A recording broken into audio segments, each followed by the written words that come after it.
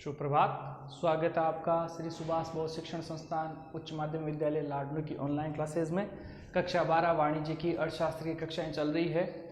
अपना अध्ययन बिंदु है वो चल रहा है मांग की अवधारणा। जो चैप्टर है वो है मांग की अवधारणा। पिछले वीडियो में हमने देखा था कि मांग क्या होती है और मांग किस प्रकार से कीमतों को प्रभावित करती है, या ये कहें कीमत किस प्रकार से मांग को प्रभावित करती है। ठीक है, फिर हमने बात की थी कि मांग कितने प्रकार की होती है। मांग दो प्रकार की होती है, व्यक्तिक मांग और बाजार मांग। उसके बाद हमने बात की थी कि मांग अनुसूचियां क्या होती है। तो मांग अनुसूची क्या होती है उसके बारे में बात की थी। मांग अनुसूचियां कितने प्रकार की होती है, हमने बात की थी कि मांग व्यक्तिक मांग अनुसूची और बाजार मांग अनुसूची। फिर उसके बाद बात की थी हमने मांग वक्रों की। तो मांग वक्र, व्यक्तिक मांग वक्र और बाजार मांग वक्र। इसके बारे बाद में बात की थी मांग के निर्धारक तत्व। मांग के निर्धारक तत्वों में हमने वस्तु की स्वयं की कीमत है, उपभोक्ता की आय है, संबंधित वस्तु, प्रतिस्थापन वस्तु, पूरक वस्तुओं से संबंध है, इन सब के बारे में हमने बात की थी। उपभोक्ताओं की रुचि, फैशन, वस्तु की कीमत की प्रत्याशा, इन सब के बारे में बात की थी। आज हम बात करेंगे वस्तु का कीमत के साथ संबंध। कीमत के साथ संबंध, हम वस्तु की कीमत का उसकी मांगी जाने वाली मात्राओं के बीच संबंध को जानते हैं। यानी वस्तु की कीमत और उस कीमत पर एक उपभोक्ता द्वारा कितनी उस वस्तु की मात्राएं मांगी जाएगी, उसके बीच का संबंध आज हम देखेंगे। ठीक है, इसके बारे में, इसके अध्ययन करने के लिए अपने पास दो बिंदु है। पहला, कीमत व वस्तु की मांगी जाने वाली मात्रा में संबंध। सबसे पहली बात क्या है, कीमत व वस्तु की मांगी जाने वाली मात्रा में संबंध। अन्य बातें समान रहने पर वस्तु की कीमत व उसकी मांगी जाने वाली मात्रा में प्रतिलोम संबंध होता है। अब तक हम सीख चुके हैं, देख चुके हैं कि कीमत और मांगी जाने वाली मात्रा में कैसा संबंध होता है, विपरीत संबंध होता है, प्रतिलोम संबंध होता है। कीमत बढ़ती है तो मांगी जाने वाली मात्राएं क्या हो जाती है, घट जाती है। कीमत घटती है तो मांगी जाने वाली मात्राएं वो क्या हो जाती है, बढ़ जाती है। तो उनके बीच में कैसा संबंध होता है, प्रतिलोम संबंध होता है। तो सामान्य तौर पर अगर हम बात करें तो कीमत और वस्तु की मांगी जाने वाली मात्रा के संबंध में मांग कैसी होती है, मांग का संबंध होता है वो विपरीत संबंध होता है। ठीक है, ध्यान देना, मांग के जो हम बात कर रहे हैं, संबंध का बात कर रहे हैं, वो मांग के संबंध की बात केवल कीमत के संबंध में कर रहे हैं। किसके परिप्रेक्ष्य में कर रहे हैं, कीमत के संबंध में। इस चीज का थोड़ा ध्यान रखना। ठीक है, दूसरा है वस्तु की मांगे जाने वाली मात्रा व संबंधित वस्तुओं की कीमतों के मध्य संबंध।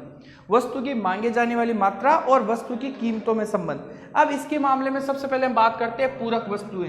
कल हमने बात की थी, या ये कहें पिछले वीडियो में हमने बात की थी, पूरक वस्तुएं किसे कहते हैं, वे वस्तुएं जो एक दूसरे के साथ मिलकर काम करती है उन्हें बोलते हैं पूरक वस्तु। उन्हें क्या बोलते हैं, पूरक वस्तु। जैसे बाइक के लिए पेट्रोल पूरक वस्तु है, ठीक है, और आपके ये पेन है, उस पेन के लिए स्याही है, वो उसकी पूरक वस्तु है। तो इस तरह से ये पूरक वस्तुएं होती है। तो पूरक वस्तुओं के बारे में बात करें, एक छोटा सा डायग्राम पे देखते हैं पूरक वस्तुओं का कीमत के साथ क्या संबंध होता है, मांग की मांगी जाने वाली मात्राओं का कीमत के साथ क्या संबंध होता है। यहां मैंने एक तरफ पेट्रोल की कीमतें लिखी है और दूसरी तरफ गाड़ियों की मांगी जाने वाली मात्राएं। हम देखते हैं जब पेट्रोल की कीमत P बिंदु पर है तो मांगी जाने वाली मात्राएं हैं वो क्या है, Q पर है। कहां पर है, Q पर। अब पेट्रोल की कीमत बढ़कर P से P1 हो जाती है, पेट्रोल की कीमत बढ़ जाती है, तो पूरक वस्तु जो गाड़ी है उसकी मात्रा क्या हो जाती है, कम हो जाती है, Q1 पर आ जाती है। ठीक है, तो पूरक वस्तु की कीमत बढ़ने पर जो पूरक दूसरी पूरक वस्तु उसकी मात्रा क्या हो गई, कम हो गई। इस प्रकार हम देखते हैं कि ये जो मांग वक्र बनेगा, ये जो पूरक वस्तु का मांग वक्र बनेगा वो कैसा बनेगा, ऋणात्मक। कैसा बनेगा, ऋणात्मक, क्योंकि जो मांगे जाने वाली मात्राएं हैं वस्तु की वो क्या हो गई, कम हो गई, वो क्या हो गई, कम हो गई। इसके बाद दूसरी बात करते हैं स्थानापन्न वस्तुएं। स्थानापन्न वस्तुओं की बात करें तो स्थानापन्न वस्तुएं किसको कहते हैं, वे वस्तुएं जो एक दूसरे के स्थान पर काम आ सकती है। जैसे मैंने कल आपको उदाहरण दिया था, पेन की जगह पेंसिल काम आ सकती है, ठीक है, चौक की जगह मार्कर भी काम आ सकता है, ठीक है, ऐसे बहुत से एग्जाम्पल है। तो उसे बोलते हैं पूरक वस्तुएं, तो सॉरी प्रतिस्थापन वस्तुएं। तो प्रतिस्थापन वस्तुओं का मांग वक्र कैसा होता है, प्रतिस्थापन वस्तुओं के बारे में हमने बात की थी। जब हम एक प्रतिस्थापन वस्तु की कीमत बढ़ती है तो दूसरी प्रतिस्थापन वस्तु है उसकी मात्रा है वो क्या हो जाती है, बढ़ जाती है। इनमें कैसा संबंध होता है, इसमें धनात्मक संबंध होता है। ठीक है, कैसा संबंध है, धनात्मक। ठीक है, कैसे, देखो मैंने एक तरफ एक डायग्राम पे एक तरफ कॉफी की कीमतें लिखी है और दूसरी तरफ चाय की मात्रा लिखी है। यहां देखो जब कॉफी की कीमत P पर है तो उसकी मात्राएं क्यू है। चाय की मात्रा कितनी है? क्यू। जैसे ही कॉफी की कीमत है वो बढ़कर P1 हो गई तो चाय की मात्रा क्या हो गई? बढ़कर Q1 हो गई। यानी अब लोग कॉफी को छोड़कर किसकी तरफ आने लग गए? चाय की तरफ आने लग गए, चाय की मात्रा बढ़ा दी। ठीक है, तो ये संबंध कैसा हो गया? धनात्मक। एक की कीमत बढ़ने से दूसरे की मात्रा बढ़ गई, ऐसा संबंध कैसा होता है? धनात्मक संबंध होता है। बात आगे समझ में? और इसमें जो मांग वक्र होता है वो ढाल कैसा होता है? धनात्मक। मांग वक्र का ढाल है वो धनात्मक होता है। यहां पर मांग वक्र का ढाल ऋणात्मक है, यहां पर मांग वक्र का ढाल कैसा है? ऋणात्मक, जबकि यहां मांग वक्र का ढाल कैसा है? धनात्मक है। ठीक है, तो वस्तु की कीमतों के बारे में बात की, तो पूरक वस्तु और प्रतिस्थापन वस्तुओं की बात की, समझ में आया सबके? उसके बाद बात करते हैं मांग व आय का संबंध। देखो, मांग व आय का संबंध भी धनात्मक है। अगर आपकी आय बढ़ेगी तो डेफिनेटली कुछ विलासिता की वस्तुएं उनकी आप डिमांड क्या करोगे? ज्यादा करोगे। एक सिंपल सा उदाहरण है, बहुत सिंपल सा उदाहरण है। वर्तमान के परिप्रेक्ष्य की बात करें तो मोबाइल सबके लिए एक आवश्यक वस्तु हो गई। मोबाइल एक आवश्यक वस्तु हो गई, हर जगह मोबाइल की जरूरत पड़ती है आपको। अगर मान लो आपकी आय है 10,000 रुपए महीने, आपकी आय कैसी है? 10,000 रुपए महीने, तो आप एक सामान्य मोबाइल खरीदोगे। सामान्य मोबाइल 1000, 1200, 1500 कीपैड का मोबाइल खरीदोगे आप। ठीक है, ताकि आपकी जो एसेंशियल आवश्यकताएं हैं, चाहे बैंक में हो, कहीं और हो, तो वहां पर आप उस मोबाइल नंबर का इस्तेमाल कर सके। अब आपकी आय बढ़कर, आपकी आय है वो बढ़कर 25,000 हो गई महीने की। 10 से कितनी होगी? 25,000। तो डेफिनेटली आप 5-7 हजार का एक स्मार्टफोन खरीदोगे। कौन सा फोन खरीदोगे? स्मार्टफोन।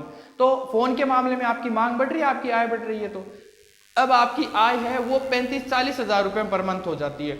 उस कंडीशन में आप क्या करोगे? एक महंगा 15-20 हजार रुपए का एंड्रॉइड फोन खरीदोगे। क्या खरीदोगे? Android phone. तो आपकी आय बढ़ने से जो मोबाइल है उसकी मात्रा क्या होगी? बढ़ गई। ठीक है, हम ये कह सकते हैं क्वालिटी के आधार पर मांग है वो क्या होगी? बढ़ गई। तो जब उपभोक्ता की आय बढ़ती है तो वस्तु की मात्रा है वो भी क्या हो जाती है? बढ़ जाती है। तो मांग वक्र कैसा होता है? धनात्मक होता है। मांग वक्र कैसा होता है? धनात्मक लिए हुए होता है। तो इस तरह से हमने 3 प्रकार की वस्तुएं, उनका संबंध देखा। अब हम संबंध देखेंगे जनसंख्या का आकार व संरचना का मांगी जाने वाली मात्रा में संबंध। जनसंख्या का आकार व संरचना, अगर जनसंख्या ज्यादा है, जैसे भारत और चाइना की बात करें, जनसंख्या क्या है? ज्यादा है, तो वहां पर FMCG जो प्रोडक्ट होते हैं, fast moving consumer goods, fast moving consuming goods, उनकी मांग क्या होगी? ज्यादा होगी। जैसे खाद्य वस्तुएं, खाद्य पदार्थ, उनकी मांग, जनसंख्या ज्यादा है तो उनकी मांग क्या होगी? ज्यादा होगी। ठीक है, तो ये हो गया जनसंख्या का आकार। समझ में आ गई बात? अगर मान लो इस जनसंख्या की बात करें संरचना, अगर इस जनसंख्या में युवा वर्ग ज्यादा है, कौन ज्यादा है? युवा, यूथ ज्यादा है, तो जो लाइफ स्टाइल प्रोडक्शन है, लाइफ स्टाइल उत्पाद, जीवन स्तर के उत्पाद, उनकी मांग क्या होगी? ज्यादा होगी। जैसे मोबाइल है, इलेक्ट्रिक गैजेट्स है, बाइक वगैरह है, इनकी मांग क्या होगी? ज्यादा होगी। तो जनसंख्या का आकार व संरचना है वो भी मांगे जाने वाली मात्राओं को प्रभावित करता है। एक बार फिर रिपीट कर रहा हूं, जनसंख्या का आकार, अगर जनसंख्या का आकार बड़ा है तब तो FMCG, fast moving consumable goods, उनकी मांग ज्यादा होगी। अगर जनसंख्या की संरचना में युवा वर्ग, यूथ ज्यादा है, तो जो लाइफ स्टाइल प्रोडक्शंस है उनकी मांग क्या होगी? ज्यादा होगी। ठीक है, तो इस तरह की हम बात करते हैं। उसके बाद बात कर रहे हैं राष्ट्रीय आय का वितरण। राष्ट्रीय आय है वो मांगे जाने वाली मात्राओं में और वस्तुओं में बहुत ज्यादा संबंध रखती है और इसका इफेक्ट पड़ता है। क्या फर्क पड़ता है? अगर देश की आय का वितरण असमान है, देश की आय का वितरण क्या है? असमान है, तो विलासिता की वस्तुएं हैं उनकी मांग ज्यादा होगी। वर्तमान परिप्रेक्ष्य में भारत एक उदाहरण है। भारत में आय का वितरण है वो बहुत ज्यादा असमान है। भारत की कुछ, ये कह सकते हैं, एग्जैक्ट डाटा तो मुझे नहीं पता, लेकिन एक अमूमन डाटा ये कहते हैं कि भारत की 1-2% जो आबादी, उसके पास जितनी संपत्ति है, उस संपत्ति के बराबर भारत की लगभग 80% जनता है, उसके बराबर की संपत्तियां 1-2% पब्लिक के पास है, जनता के पास है। तो आय का वितरण कहने का मतलब ये हो गया, आय का वितरण भारत में बहुत ही ज्यादा असमान है। तो इस स्थिति में जो विलासिता की वस्तुएं हैं उनकी मांग भारत में ज्यादा है। आप इसका प्रत्यक्ष अनुभव कर सकते हो। जैसे विलासिता की वस्तुओं में मोबाइल, महंगे से महंगे मोबाइल है भारत में ज़्यादा, कोई भी बड़ी कंपनी है वो मोबाइल लॉन्च करती है तो भारत को मार्केट बना के करती है, ठीक है। उसके बाद बात करते हैं AC, fridge, TV, bike, sports bike, special car, इन सब का मार्केट वो भारत में पहले आता है, वो भारत में पहले लॉन्च करते हैं। क्यों? क्योंकि वहां पर राष्ट्रीय आय का वितरण क्या है, असमान है।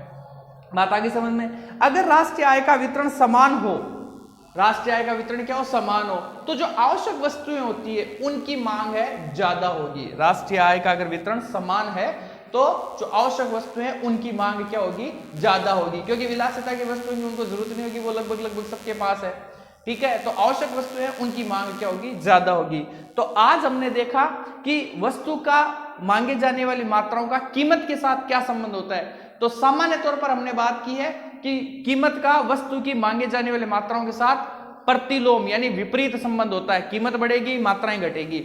अब ये तो हो गई सामान्य वस्तुओं की बात। अब पूरक वस्तुओं के बारे में बात की तो पूरक वस्तुओं में ऋणात्मक होगा, प्रतिस्थापन या स्थानापन्न वस्तुओं की बात करें तो धनात्मक होगा, उपभोक्ता की आय के संबंध में बात करें तो धनात्मक होगा, जनसंख्या का आकार व संरचना की बात करें तो अलग अलग आकार और अलग अलग संरचना में अलग अलग मांग वक्र तैयार होंगे। राष्ट्रीय आय के वितरण की बात करें तो राष्ट्रीय आय में भी जो समान और असमान है उसके आधार पर अलग अलग प्रकार की वस्तुओं की मांग की जाएगी, ठीक है। तो आज के वीडियो में इतना ही। आगे हम बात करेंगे मांग मात्रा में परिवर्तन व मांग में परिवर्तन दोनों में। इसके लिए मैं आपको एक चीज बता देता हूं, थोड़ा सा जो पीछे हमने मांग को प्रभावित करने वाले तत्व हैं, जैसे वस्तु की खुद की कीमत, ठीक है, उपभोक्ता की आय, संबंधित वस्तुओं की कीमत, उपभोक्ता की रुचि, फैशन और भविष्य में उपभोग की जाने वाली वस्तु की आय, मांग, वस्तु की कीमत की प्रत्याशा, राष्ट्रीय आय, इन सब के बारे में एक बार इन सभी बिंदुओं का अवलोकन ध्यान से कर लेना, क्योंकि जो हमें मांग में परिवर्तन और मांग की मात्रा में परिवर्तन का जो अध्ययन करेंगे वो इनसे काफी रिलेटेड है। अगर ये चीजें आपके समझ में आई है तो वो चीज बहुत आसानी से समझ में आ जाएगी, ठीक है। आज की वीडियो में इतना ही, धन्यवाद।